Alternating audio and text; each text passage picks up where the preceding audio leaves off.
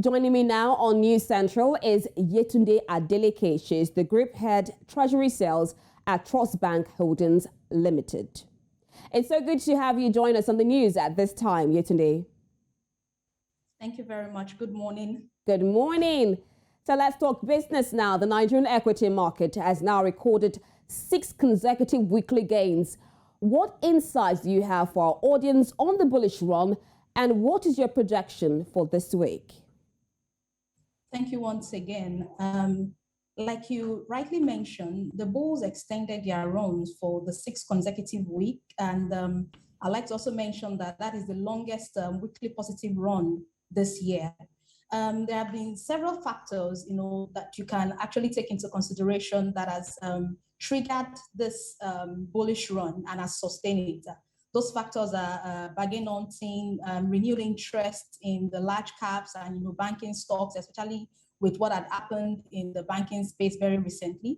And going into this week, we expect that the sustained bullish run continues. And this is going to be on the back of market players trying to take position for the 3rd quarter financial report and possibly improved performance. Thank you. Okay, so there are reports in the news that Ortegola has taken over First Bank. Can you confirm that? Oh, absolutely. It's no longer an hidden news. It's a public knowledge now that is now the largest single shareholder. However, it is not a takeover. All right, it's just an investor investing in the business.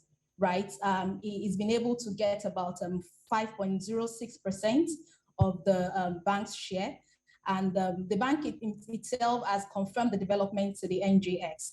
So we expect that this news is also going to impact on the price of stocks in the coming months. Thank you. All right, so can you share with our audience on the impact of the news on the price of FBNH? Pardon me, the price of the First Bank Holdings? Yes. Price? Yes, the impact of it on the price of the FBNH.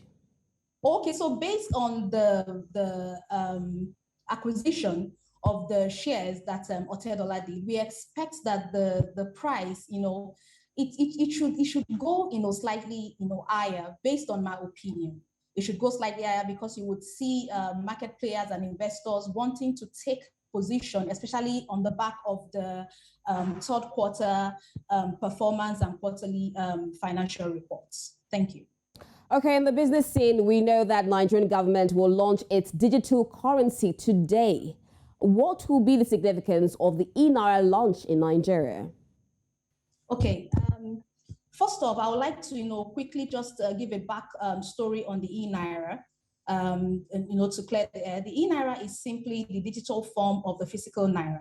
It is designed to, complement the physical naira and not to replace it.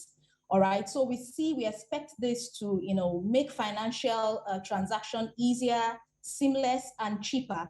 And as a result of this, I would like to speak on one of the unique selling points of the Inara, which is that there will be no cost of transfer. So if you look at it very critically on a large scale, it's going to be a lot of savings on transfer charges, for the large corporates.